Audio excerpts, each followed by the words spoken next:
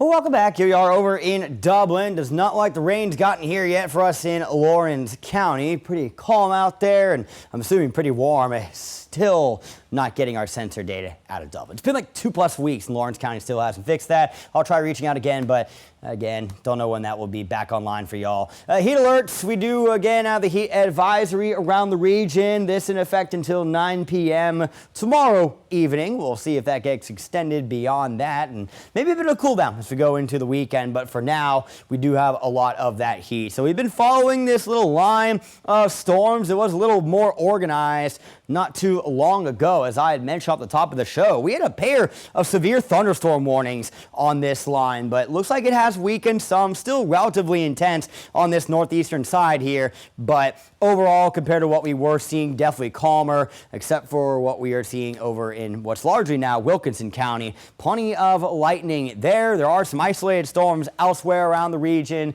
but mainly just following that line. So here's what we've gotten so far today. Gordon about half an inch. Same for us in Macon. Gray, 1.25 inches. Milledgeville, 1.5 inches.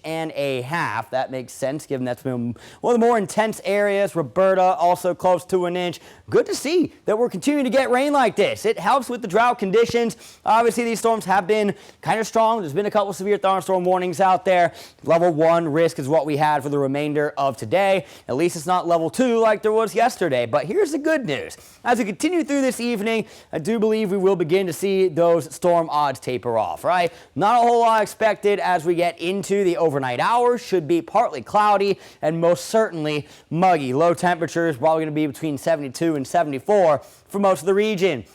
As for your Thursday, I think it will start off with a little bit of sun, and then we will see a little more clouds kind of roll in the afternoon. But before we get there, 72 for our low tonight. Southwesterly wind around 5 miles per hour. A chance for a couple lingering storms as well as some patchy fog. As you can see, 72 to 74 is basically where the entire region's falling. So tomorrow, again, partly cloudy. It's going to get hot out there. Upper 90s, heat indexes pushing towards 110. Just absolutely oppressive in regards to that heat. But in terms of rain chances, probably going to be taking a step back from what we've seen so far this week. That doesn't mean there won't be any storms, but there probably won't be as many of them. As you can see, a couple of them could linger into the overnight hours, rolling towards your Friday. Friday also starting off mix of clouds and sun, getting a little more sun going into the afternoon. I do expect temperatures to get into the upper 90s again with heat indexes around 110. And then you see that